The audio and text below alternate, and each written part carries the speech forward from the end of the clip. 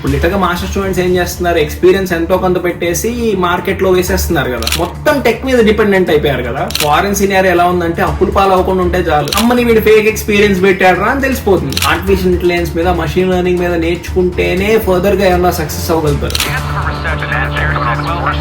Wiping out $4 trillion in market value from the S&P 500. America first. America first. All right, high డైలింగ్స్, అందరు ఎలా ఉన్నారు? So first of all మన channel కి స్వాగతం, సుస్వాగతం. డిలే చేయకుండా మ్యాటర్ లోకి ఎంటర్ అయిపోదాం. సో చాలా మందికి అబ్రాడ్ లో సిచ్యువేషన్ ఎలా ఉంది, యుఎస్ మార్కెట్ ఎలా ఉంది, ప్రాబ్లం ఏంటి అని తెలుసుకోవాలంటుంది కదా, ఎందుకంటే USA is always hot topic. మీకు ఈ వీడియో ఖచ్చితంగా కొత్త అప్డేట్స్ ని, కొత్త పాయింట్స్ ని చూపిస్తుంది. Just wait and see. అలానే సబ్స్క్రైబ్ చేసి పెట్టుకోండి, ఎందుకన్నా మంచిది నాకు. ముందుకు ఒక విషయం అమ్మ, ఈ వీడియో మిమ్మల్ని రమ్మనో, రావద్దనో, లేదంటే హెచ్చరించడానికో ఆర్ లైక్ ఇంకేదోకో కాదు. మీకు ఉన్న పరిస్థితి ఎలా ఉంది, సిచ్యువేషన్ ఎలా ఉంది, కరెంట్ మార్కెట్ ఎలా ఉంది, అసలు ప్రాబ్లం ఏంటి యుఎస్ఏ తోటి, యుఎస్ లో సిచ్యువేషన్ ఎలా ఉంది చెప్పడానికి మాత్రమే ఈ వీడియో. మీకు గనక ఈ వీడియో అంత ఇంపార్టెంట్ టాపిక్స్ కవర్ చేయనట్టు అనిపించిందంటే మీ ఇష్టం వచ్చినట్టు తిట్టుకోండి కమెంట్ సెక్షన్ లో. ఇక మ్యాటర్ లోకి వెళ్లే ముందు మీకు ఇంపార్టెంట్ విషయం చెప్తాను. రీసెంట్ గా మార్కెట్ లో, యుఎస్ మార్కెట్ లో $4 trillion వైపౌట్ అయిపోయింది. In the past 20 days, the US stock market just lost $4 trillion. Wiping out $4 trillion in market value from the S&P 500. $4 trillion అంటే ఫస్ట్ ఎంతో చెప్తాను. మన ఇండియా హోల్ ఇయర్ జీడిపి వచ్చేసి దగ్గర దగ్గర $3 trillion దాకా ఉంటుంది. ఓకే, అలాంటిది ఒక హోల్ కంట్రీ జీడిపి కంటే ఎక్కువ అమౌంట్ మార్కెట్ నుండి వైపౌట్ అయిపోయిందంటే just imagine. $4 trillion is like wiping out the entire GDP of India in just 20 days. ఇంత అమౌంట్ పోవడం అనేది చరిత్రలో జరగలేదేమో. ఇప్పుడు మీకు అనిపించవచ్చు ఎందుకు ఇలా అయింది, అసలు ప్రాబ్లం ఏంటి అని చెప్పేసి చెప్తా. మనకి డొనాల్డ్ ట్రంప్ పాలసీస్ గురించి తెలుసు కదా. సో డొనాల్డ్ ట్రంప్ అనే ఆయన ఈజ్ ప్రో అమెరికన్ అనమాట. అంటే తప్పేం లేదు అందులో, ఎందుకంటే మోదీ ఎలా అయితే ప్రో ఇండియా ఉంటాడో Donald Trump pro American. America should be great again, అన్ని కంట్రీస్ కంటే అమెరికానే టాప్ లో ఉండాలి, మేక్ అమెరికా గ్రేట్ అగైన్ అనేది ఆయన concept. It's going to be only America first. America first.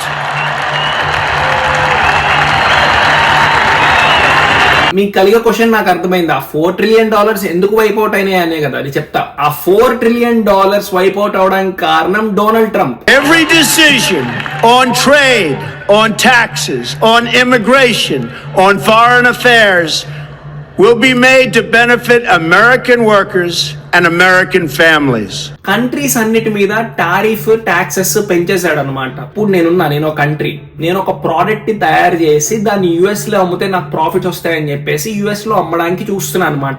ఇప్పుడు నేను యుఎస్ లో అమ్మి బెనిఫిట్ పొందుతున్నాను కాబట్టి యుఎస్ కి ఎంతో కొంత ఇవ్వాలి కదా, దాన్నే టారిఫ్ అంటారు. అదేదో ₹2 ఉందనుకోండి పర్లేదు, కానీ ఇప్పుడు టారిఫ్స్ అనేది 30%, 26% హైక్స్ చేశారనమాట. లిటిల్ గా చైనా మీద అయితే ఘోరం, 30% టారిఫ్స్ పెట్టారు. చైనాకి ఈ దెబ్బకి పిచ్చెక్కిపోయింది. Told the US that it's ready for any type of war after retaliating against Donald Trump's latest tariffs.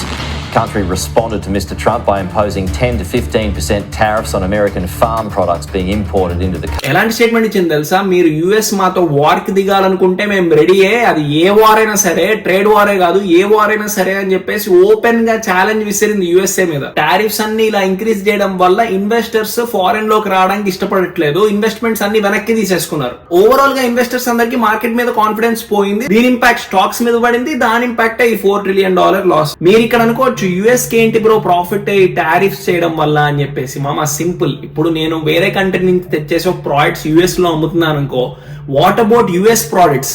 US products ఎవరు కొంటారు? యుఎస్ ఇండస్ట్రీస్ ఏమైపోతాయి, యుఎస్ బిజినెస్ ఏమైపోతుంది? అన్ని రకాలుగా అనవసరంగా చైనా మీద గానీ వేరే కంట్రీస్ మీద గానీ డిపెండ్ అవుతే ప్రాబ్లం ఎప్పుడన్నా క్రియేట్ అవ్వచ్చు కదా. దానికి కౌంటర్ మెజర్ గానే ఇది చేశారు. చైనా ప్రోడక్ట్స్ మీద టారిఫ్స్ పెంచడం వల్ల చైనా ప్రోడక్ట్స్ వాల్యూ కూడా పెరిగిపోతుంది అనమాట. అంటే ప్రైస్ ఎక్కువ అయిపోతుంది, యుఎస్ సిటిజన్స్ కొనరు. ఇప్పుడు ప్రైజెస్ పెరిగిన తర్వాత ఇంకా ఆ ప్రోడక్ట్స్ ఎందుకు కొంటారు? అమెరికన్ ప్రోడక్ట్స్ కొంటారు కదా. ఇక్కడ మీరు అనొచ్చు యుఎస్ తప్పేంటి బ్రో, యుఎస్ ఎందుకు వేరే కంట్రీస్ ని ఎంకరేజ్ చేయాలి అని చెప్పేసి. మామ ఏజ్ ఓల్డ్ గా యుఎస్ ని ల్యాండ్ ఆఫ్ ఆపర్చునిటీస్ అంటుంది. దేనికోసం? యుఎస్ అందరికి ఆపర్చునిటీ ప్రొవైడ్ చేస్తుంది, యుఎస్ అందరినీ బెనిఫిట్ చేసే కెపాసిటీ ఉన్నదనే కదా. ఇప్పుడు అదే లేకుండా చేస్తే మిగతా కంట్రీస్ అన్నిటికీ, ఇన్వెస్టర్స్ అన్నిటికీ కాన్ఫిడెన్స్ పోతుంది కదా యుఎస్ మార్కెట్ మీద.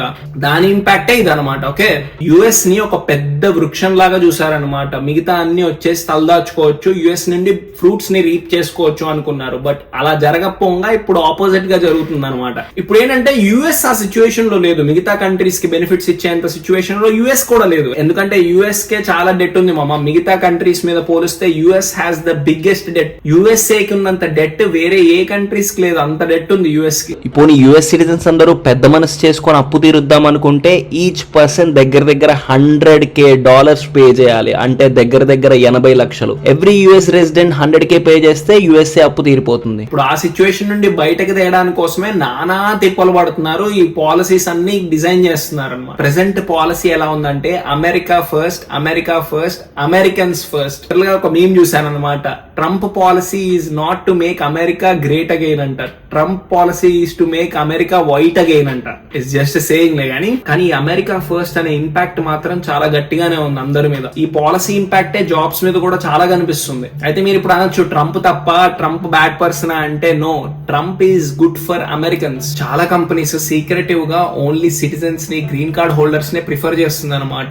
యాక్చువల్ గా మాకు కంపెనీలో ఒక అన్న చెప్పాడు, యుఎస్ సిటిజన్స్ ని వాళ్ళనే ఎక్కువ ప్రిఫర్ చేస్తున్నారా, వేరే వాళ్ళని తీసుకోవట్లేదు అని చెప్తున్నారు. ఇప్పుడు ఇండియన్స్ యుఎస్ఏ లో పని చేయడానికి దే నీడ్ స్పాన్సర్షిప్. ఒక కంపెనీ మమ్మల్ని స్పాన్సర్ చేయాలి అంటే డబ్బులు ఇచ్చి యుఎస్ కి ఇతను మాకు కావాలి అని చెప్పేసి స్పాన్సర్ చేయాలి. ఇదివరకు కంపెనీస్ చేసేవి, బట్ ఇప్పుడు కంపెనీస్ కూడా they are backing off sponsorship చేసి మరి ఎందుకు చేయడం, మన వాళ్ళని తీసుకుందాం అని చెప్పేసి ఒక నేషనలైజేషన్ సిచ్యువేషన్ వచ్చేసింది. లిటరల్ గా కాల్స్ వస్తే we need green card holders or citizens అని చెప్పేసి పెట్టేస్తున్నారు. చాలా జాబ్ అప్లికేషన్స్ లో లిటరల్ గా USC candidates, green card holders అని చెప్పేసి అక్కడ క్లియర్ గా మెన్షన్ చేస్తున్నాడు. వీ కాంట్ బ్లేమ్ కంపెనీస్ కూడా ఎలా అయిపోయినాయంటే మనకి స్పాన్సర్షిప్ హెడ్ ఏక్స్, ఈ గవర్నమెంట్ తో హెడ్ ఏక్స్ ఇవన్నీ అనవసరము. ఇప్పుడు ట్రంప్ ఉన్నప్పుడు ఇమిగ్రేషన్ పాలసీస్ కూడా టఫ్ అయిపోతాయి. ఇప్పుడు సడన్ గా వాడు ఇండియా వెళ్ళి మళ్ళీ మధ్యలో రాలేదంటే మనకు తలకై నొప్పి అని చెప్పేసి కూడా ఆలోచిస్తున్నాయి అనమాట.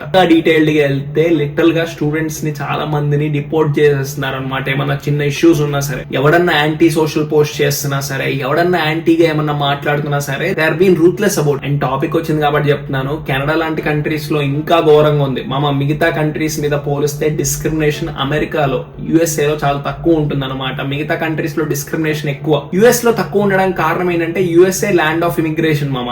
చాలా మంది బయట నుండి వచ్చి బిల్డ్ చేసిన కంట్రీ యుఎస్ఏ. సో అంత డిస్క్రిమినేషన్ ఉండదు. కెనడాలో అయితే లిటరల్ గా స్టూడెంట్స్ ని కొట్టడం. He literally grabbed her water bottle and just started assaulting her with water being poured on her. ఇప్పుడున్న సినారియోలో కెనడాకి గానీ యూకేకి గానీ అస్సలు సజెస్ట్ చేయను మామ. ఇక యూకేకి అయితే అస్సలు వెళ్ళకండి. ఐ డోంట్ ఈవెన్ అండర్స్టాండ్ అసలు యూకేకి ఎందుకు వెళ్తారని చెప్పేసి. I think UK is in the worst scenario, నిజంగా చెప్తున్నా.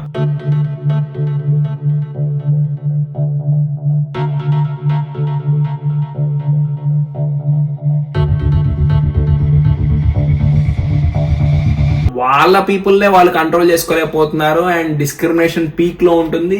ఐ డోంట్ థింక్ అసలు యూకే అనేది ఆప్షనే కాదు. కెనడా అన్నా కొంచెం బెటర్ యూకే మీద. Coming back to the job case scenario, government ఇంకా పీపుల్ కూడా చాలా మంది ఎలా అనుకుంటున్నారంటే ముందు యూఎస్ కి ఇంపార్టెన్స్ ఇవ్వాలి, యూఎస్ సిటిజన్స్ కి ఇంపార్టెన్స్ ఇవ్వాలని చెప్పేసి జాబ్స్ కూడా ఎక్కువ వాళ్ళని ప్రిఫర్ చేస్తున్నారు కదా. ఎందుకంటే ఫస్ట్ ఆఫ్ ఆల్ ఐటీలో జాబ్స్ చాలా తగ్గిపోయినాయి. లిటరల్ గా టెక్ రిసెషన్ ఉందని మొన్న చెప్పాను కదా. కంప్లీట్ రిసెషన్ వస్తుందా అంటే నియర్ ఫ్యూచర్ లో వస్తుందంట. అదేంటి బ్రో టెక్ రిసెషన్ ఏంటి, రిసెషన్ ఏంటి అంటే, జనరల్ గా రిసెషన్ అంటే ఏంటంటే 2 quarters లో జీడిపి ఫాల్ కనిపిస్తుంది అనుకోండి, దాన్ని రిసెషన్ అంటారు అనమాట. నేను టెక్ రిసెషన్ అని ఎందుకు చెప్పానంటే ఈ రిసెషన్ అనేది ప్రెసెంట్ ఐటీ జాబ్స్ లో మాత్రమే ఉంది. ఎందుకంటే పోస్ట్ కోవిడ్ ఎఫెక్ట్. సింపుల్ గా పోస్ట్ కోవిడ్ ఎఫెక్ట్ అంటే ఏంటంటే కోవిడ్ టైంలో చాలా అప్సర్జ్ నడిచింది అనమాట. జాబ్స్ అన్ని చాలా ఎక్కువ అయిపోయినాయి ఆన్లైన్. ఎందుకంటే అందరూ ఇంట్లో ఉండి పని చేయడం కదా, ఆన్లైన్ విషయాల మీద ఎక్కువ పడ్డారు అనమాట. ఇప్పుడు అమెజాన్ గానీ లేదంటే ఇతరవన్నీ ఆన్లైన్ అయిపోయినాయి అనమాట. మొత్తం ఐటీ ఎక్స్టెన్సివ్ బూమ్ చూసింది అనమాట. ఎందుకంటే మొత్తం కంప్యూటర్స్ మీద డిపెండ్ అయిపోయారు, మొత్తం టెక్ మీద డిపెండెంట్ అయిపోయారు కదా.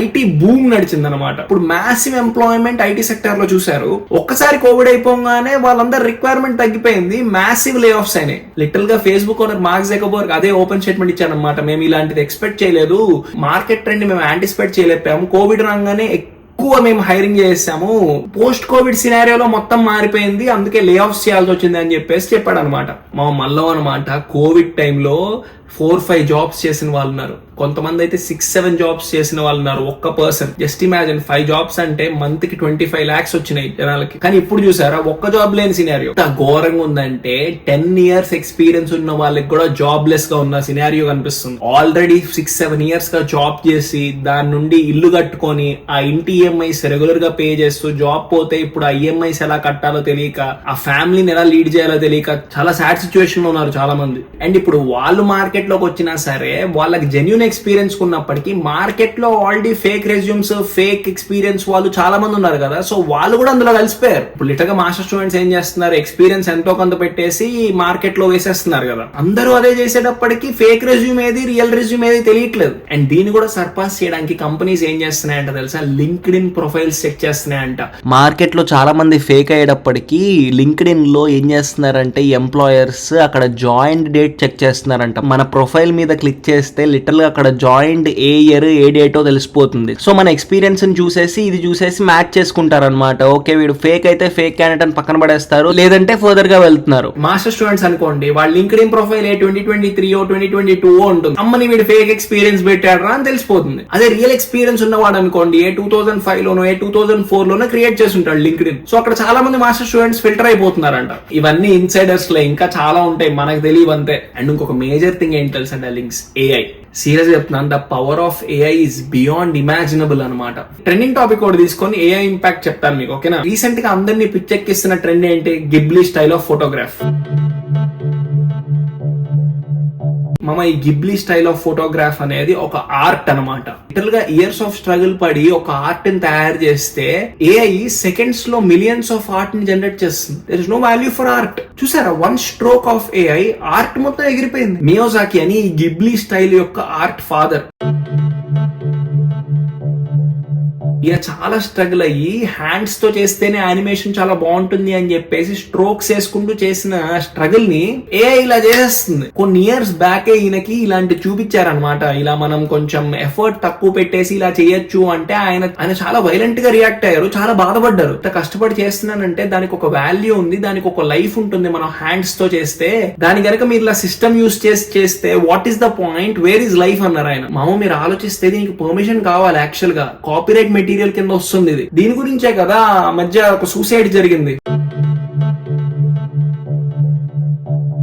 ఇతను దీని గురించే ఫైట్ చేశాడు అనమాట. ఏఐ అనేది డేంజరస్ గా అవుతుంది, కాపీరైట్ మెటీరియల్ ని మనం ఎలా వాడతామని చెప్పేసి ఒక పెద్ద క్వశ్చన్ రేస్ చేశాడు. ఇలా క్వశ్చన్ రేస్ చేసిన తర్వాత కొన్ని రోజుల్లోనే అతను మిస్టీరియస్ గా చనిపోయి పడున్నాడు.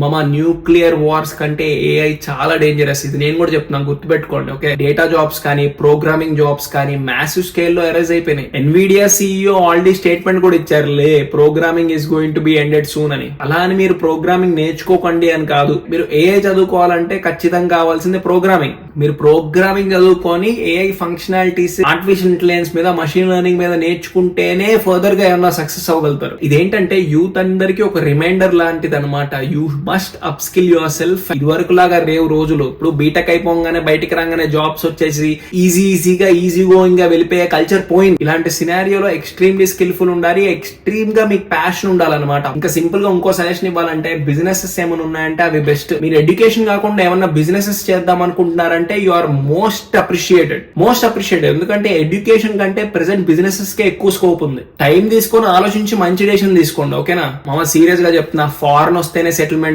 ఫారెన్ వస్తేనే మనీ అని మాత్రం అనుకోకండి. ఫారెన్ సినారియో ఎలా ఉందంటే అప్పులు పాలవకుండా ఉంటే చాలు. రీసెంట్ గా ఒక స్టూడెంట్ సినారియో చెప్తాను. అతను అమెరికాకి వస్తున్నాడంట. అమెరికాకి రావడానికి 40 lakhs లోన్ తీసుకున్నాడు. కరెంట్ సినారియోలో పాపం అతనికి జాబ్ రాలేదంట. 1 year ట్రై చేశాడంట. ఆ తర్వాత ఇండియా వెళ్ళిపోయాడు.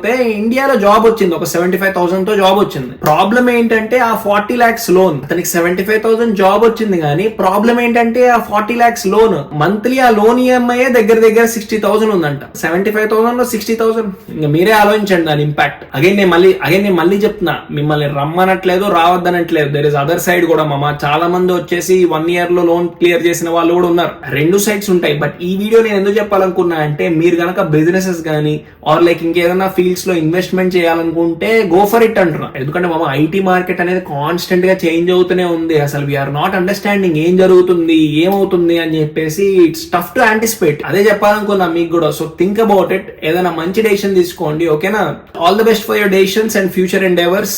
Thanks and see you again. Ramaboy signing off.